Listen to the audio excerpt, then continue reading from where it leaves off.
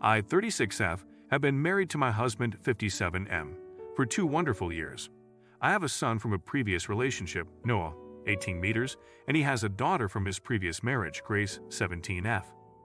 My husband considers Noah his son and is in all but his name. Noah is an amazing student, high GPA, plays basketball and football, volunteers for charity, and is an all-around great person. Noah has recently received a likely letter from his dream school, and we are all ecstatic about it. My husband and I started talking about finances and how we are going to contribute towards tuition fees. I was a single mom until I got married, so I haven't got much saved, but my husband has mentioned the fund he's been collecting for college since his daughter was born. Now here's the part that I'm asking if I'm the idiot for, but please read the rest of this post before making judgments. I will explain myself. I asked my husband if we could use the money for Noah. It's enough for all 4 years of his degree. He said no in the beginning, but I explained that while I love Grace, she isn't very academically inclined. Average GPA, no extracurriculars, and has even said that she's going to the community college close by for the first 2 years. Plus, she's a junior. We have a whole year to start building up another college fund for her. My husband is still on the fence, but at least he's not sticking with no. He wanted to talk to his daughter first and reiterate what I said above. It did not go well. He said there was screaming involved and included her calling my son and I names that I will not be repeating here. Accusing him of cheating on her mother, which is completely false, and she knows it.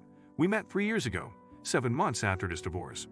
I've been getting a barrage of texts and voicemails from his ex-wife's side of the family, calling me all sorts of names. My husband is disgusted with his daughter's words and actions and is pretty upset and down right now. I feel like I've caused this, but my mother, sister, and aunt are telling me that I did the right thing, that my son deserves that money. I heard about this sub and wanted to get an unbiased opinion. Am I the idiot for asking my husband to pay for our son's tuition? I was asked by mods to say why I believe I may be the arsehole. Because all of his daughters and ex-wives' family is saying that I am, and I can see how upset my husband is. I can't help but think I may have caused it. You're the idiot. Whichever way you look at it, you're the idiot. And anyone who tells you differently, aka your side of the family, is in a hole too. That's Grace's fund, not your son's. Quit it with the entitlement. And if your son is as academically and athletically gifted as you say he is, then he should be able to get some scholarships. Getting a part-time job is also an option, as is getting financial aid.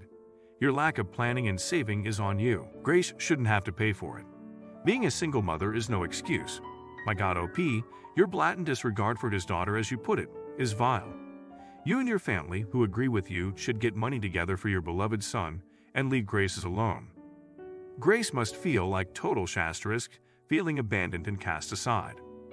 You're acting like the evil stepmother in a fairy tale. Story Hub. Just over 2 years ago, F29, unexpectedly got pregnant and now have a beautiful 18-month-old daughter, Sarah. Over that time, my friend circle got considerably smaller, but my best friend, Maya, a 31, remained. Mia doesn't have kids, nor wants kids, but she's been brilliant with Sierra. I'm a stay-at-home mom and obviously don't have as much time to hang out as I did previously. Mia and I live on the same street. We're in Manchester, England, and it's a walking distance between our houses. I've told Mia numerous times that she can just pop in whenever she wants to. She works from home, but she rarely does. She get at the beginning, but it's been happening less and less. Instead, she keeps suggesting we go out for coffee or pizza, or even a drink, but I don't have the time and always just tell her to come over, and we'll have coffee at my place. She asked if I wanted to go out with her and her other friends for a drink last weekend, but I said no, but she's welcome to come over, and we'll have a few drinks at mine. She said she already had plans and it felt weird to drink when she knows there's a child around. Honestly, I feel neglected. I feel like she put me on a back burner and doesn't want to be friends anymore. I'm always available, but she rarely comes over, and I don't think that's fair. Today, I saw her photos from Saturday night out, and I was fuming. She ditched me just so she could go and drink like she's 20 again. I felt rejected and horrible. I thought we were best friends, but she clearly doesn't value me when she won't even have a few drinks with me at my house. When she finished work, she called and asked if I fancied going for coffee to town, but I asked her to come over again. She said yes, but before she disconnected, I heard her mumble like always. This really annoyed me. When she came over, I decided to be open about everything. And while not my proudest or most mature moment, I shouted at her that she's an awful friend, that she barely comes over, and if she doesn't want to spend time with me to just say it and stop playing around. She said she's always been accommodating, but it's been 2 years, and she doesn't want to spend time with me when there's always a kid, especially now when she has to watch her language. Mia likes to swear. I said that she knew I had a child and responsibilities. And she said that Tom, my partner, could take care of Sarah once in a while so I could have a time off. This felt really intrusive, and I told her to mind her own business and not meddle on my marriage. I was really angry with her and kicked her out. She called me a selfish asshole on her way out. Normally, I would expect her to call by now with apologies, but she hasn't done so, and I'm starting to wonder, was I the asshole or was she? Perhaps I was too harsh and should have been more careful with discussing it. You're the idiot. She didn't ditch you. She asked you to go out with her friends as she'd made plans. She's not drinking like she's 20. She's drinking like someone who doesn't have a child. P.S. She's right. Your partner can look after your daughter once in a while, and should do, to try and bond with her. You're the idiot. You're always expecting her to accommodate you because you have a child. She's been coming over to your house for over a year because she understands your life has changed. You're putting in very little effort and assuming that it's on her to maintain the friendship and compromise. Why? Because you're a mom? She didn't ditch you.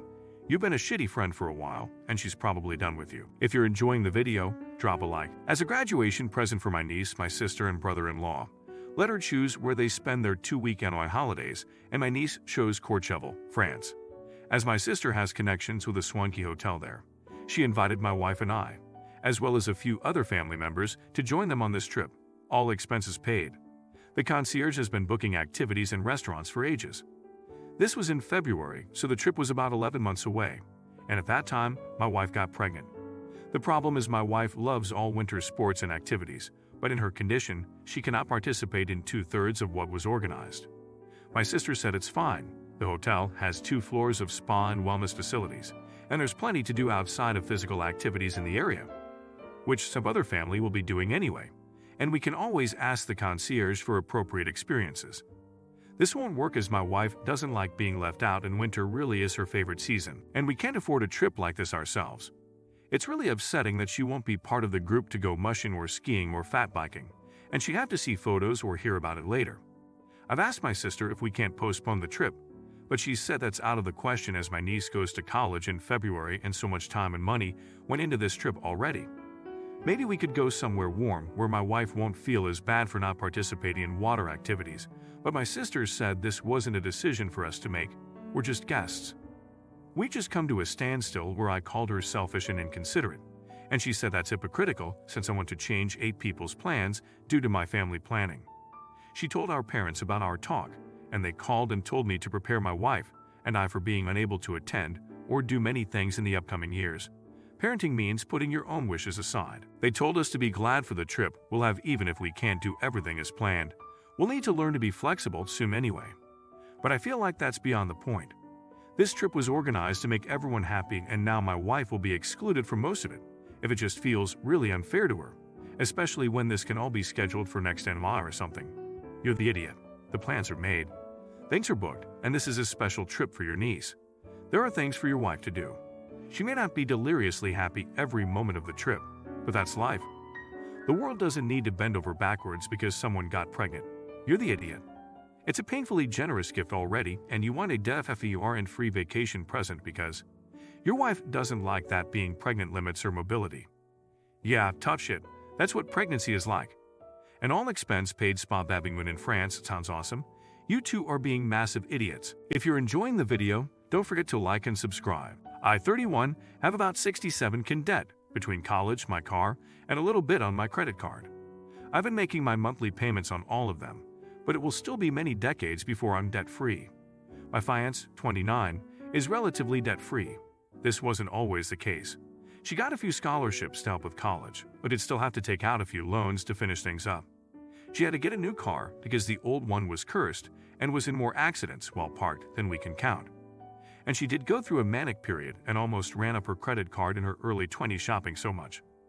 However, she spent a lot of time getting her finances in order, worked multiple side gigs on top of her normal job, which I commend her for, and now is debt-free except for her mortgage, which she makes a ton of extra payments towards, and has almost 300K in investments, savings, etc. I'm very proud of her for everything she's done. Now that we're engaged, we're planning on moving in together.